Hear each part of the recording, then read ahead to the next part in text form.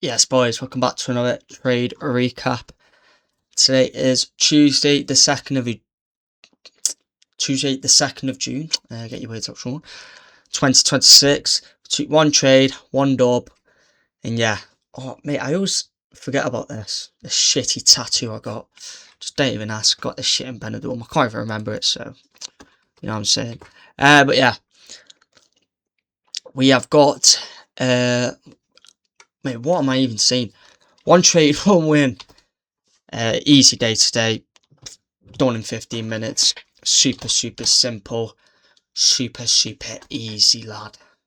You know what I'm saying? I didn't even realise there's an actual SMT at this trade as well. I did not realise. But yeah, I'm actually like, so much going wrong with me today. Yeah. If I'll say yeah one more time. But yeah, coming in today, jeez, what is going on with me? Coming in today, I was very bullish. Today played out perfectly. Today was literally what I wanted. Like, coming today, we're at all-time highs, so there's no reason to be bullish. And why I was even more bullish, because we just inversed this 4-hour gap here. We did inverse that in London session, so I was like, right, we've just inversed that, showing bullish order flow. To me now, it's all-time highs. Like, we were on to all-time highs, and that's literally what we got today. Super confident. So my scenario was, realistically, the only trade I really want today is for us to come down into this discounted fair value gap and longs out of it. And that is literally what we got. That's the only trade I liked. I was like, longs out of this fair value gap.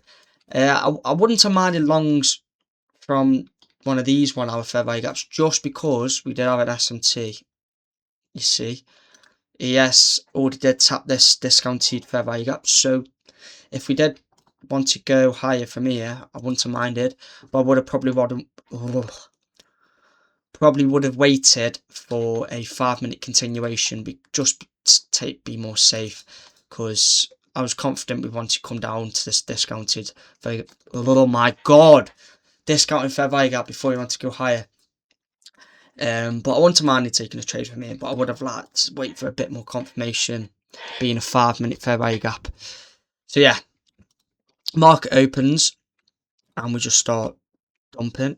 Well, we didn't really dump, should I say. We were just going down, which is even better, because you know what that means? It's generating liquidity, generating that low resistance liquidity, which we'd like to take a trade towards.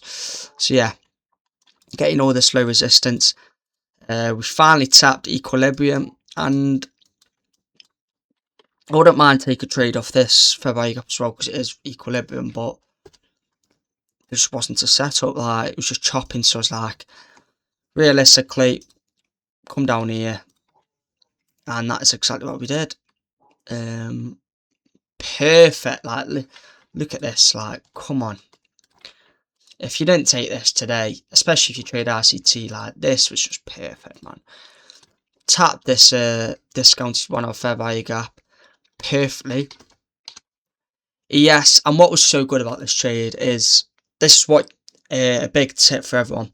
Look at ES. Like, look where ES is. Is it close to any draws? Is it distributing? Is it in, like, if they're not looking the same, say NQ's bullish, ES is bearish, just avoid it. But because I actually cannot speak today, boys. Sorry. The reason I was so confident in this is because ES,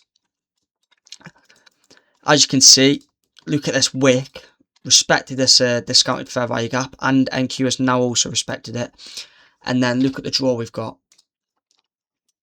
This 1 hour intermediate high. Super strong draw. We also had this 15-minute intermediate high. What was it? 15-minute intermediate high in a fair value gap, which we edged as well. Made pretty much equal.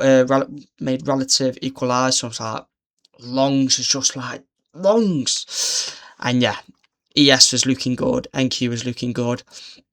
So I could have entered here, because there was a 30-second fair value gap here. I don't have the 30-second time frame. I've mentioned this before. I'm not paying fucking however much it is. I just use Trader 8. But yeah, it was a 30-second fair value gap here. I didn't take it off there just because I want to be extra sure, just in case, because sometimes with these trades, especially 30-second inversions, there is a high chance, we'd like to come down and resweep and get a stop on, which would be even better for me. So I'd rather just play it a bit more safe. So I waited for the CISD, which we got. Well, to be honest, I did enter it. I entered like 10 seconds earlier because I was super confident. So I didn't get in here. It would have hit TP either way, but I did actually just get in a little bit earlier before the candle closed, because I knew we were going to get the CISD, and yeah, I was super confident, and I just didn't think we'd come back down and resweep this now.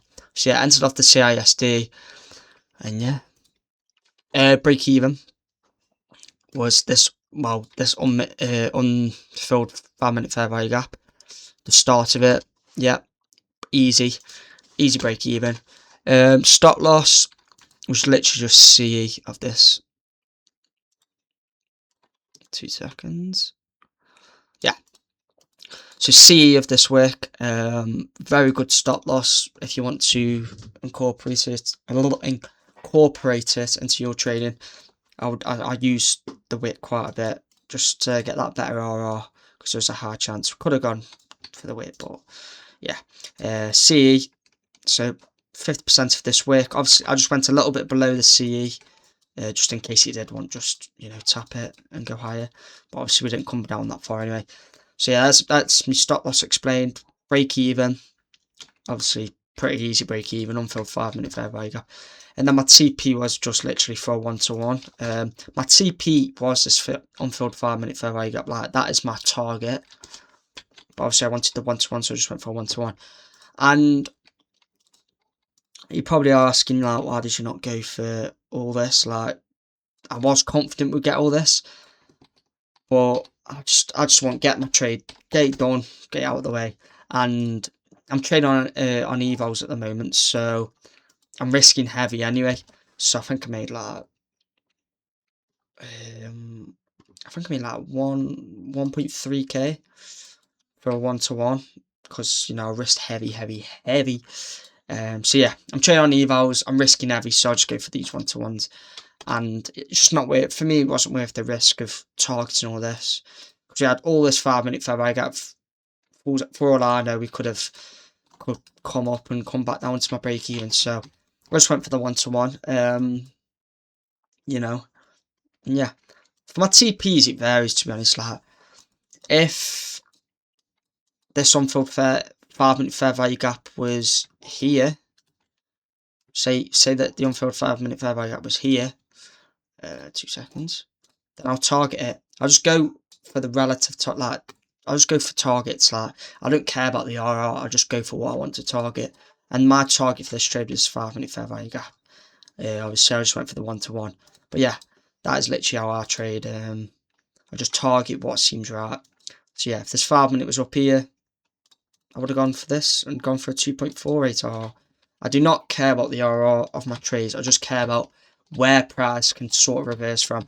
And we were bullish, so there was no reason really for price to reverse from this 5-minute fair value gap, but there was still a chance we could. But I feel like I'm waffling now. But yeah, this hit TP, and like I said, if you took this and held it, fucking fair play, because you have just made fucking millions. Like, yeah, it's still pumping now. You could even hold it to all-time highs, but that's just now I trade. I like my trades quick, and yeah, it was literally 3 minutes. 3 minutes, I think. 3-minute trade. 1.2k. Nearly past the eval. What can I say? But yeah, that's it. Nice little W. Code SMG Alpha Futures for 10% off. Join the Discord. Follow my socials. Follow my TikTok. I'm literally posting like 10 TikToks a day at the moment. So yeah, follow me TikTok. Follow all my socials. And yeah, in a bit, boys.